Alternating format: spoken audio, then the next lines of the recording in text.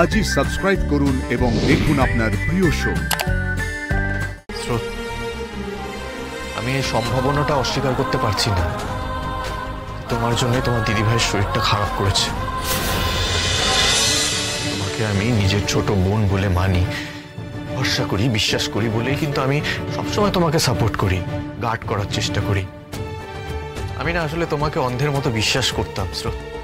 তার জন্য রায়ের কথা অপোজ করে আমি ওকে বোঝানোর চেষ্টা করেছি যে না, স্রোত কোনো ভুল করছে না। রায় কিন্তু বারবার আমাকে মানা করেছিল, বারবার চেষ্টা করেছিল, বাধা দেওয়ার চেষ্টা করেছিল যাতে তুমি এই যে নাইট আউটটা যেটা করেছো এটা যাতে না করো, তুমি যাতে সেখানে না যাও। বাধা দেওয়ার চেষ্টা করেছিল, বারণ করেছিল, অনেকবার ঘ্যান ঘ্যান করেছে আমার কাছে।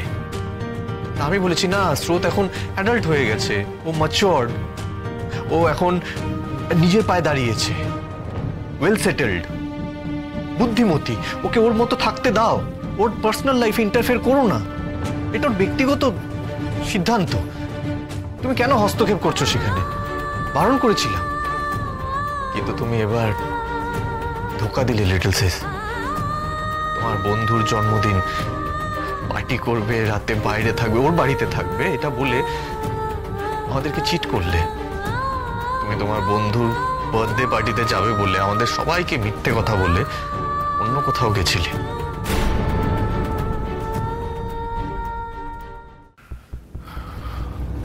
আঙ্কেল, আপনাদের দেখে মনে হচ্ছে আপনি সবটা জানেন, তাই আপনার সামনে আমি কয়েকটা কথা বলছি। জেনেছি, সকালে জেনেছি।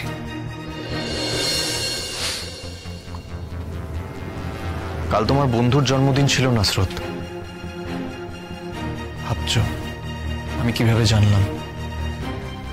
আমি জানিনি স্রোত, আমি বুঝিও নি। বুঝেছিল তোমার দিদিভাই। দিদিভাই? কি করে? রাই কি করে বুঝলো?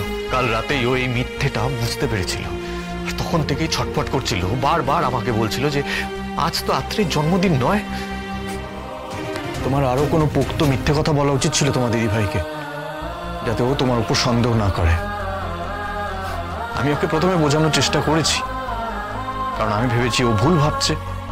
স্রোত তো কখনো মিথ্যে কথা বলে না। তোমার দিদিভাই তোমাকে নিয়ে খুব টেনশন করেছে স্রোত। রাত জেগেছে, ঘুমোয়নি ঠিক করে, খুঁড়ে খুঁড়ে সব বের করেছে, পুরনো ছবি।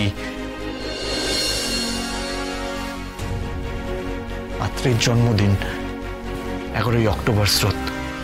মাই গড, এটা কখন থেকে হয়েছে? এটাই কি? আঙ্কেল, আমি বলছি না এই সবটাই রায়ের ব্রেথলেসনেসের কারণ। আমি সবটা বুঝে ওকে ঘুম পাড়িয়েছি, ওকে রেস্ট নিতে বলেছি। ও শুয়েছিল, আমি ভেবেছিলাম ও হয়তো ঘুমিয়ে পড়েছে। তারপর ভোরবেলা হঠাৎ ভোর থেকে ও ছটফট করা শুরু করে। স্রোত, আমি এই সম্ভাবনাটা অস্বীকার করতে পারছি না। তোমার জন্য তোমার দিদিভাইয়ের শরীরটা খারাপ করেছে, কিন্তু ওর যত শরীর খারাপ হয়েছে, যত ওর শরীর ডেটোরিয়েট করেছে, ও তত বেশি তোমার নাম করেছে স্রোত। কতবার তোমার নাম বলছিল, স্রোত স্রোত স্রোতকে ফোন করো, স্রোতকে বোঝাও, ওকে সামলাও। ও বোকামো করছে, পাগলামো করছে, ও জানে না ও কি ভুল করছে।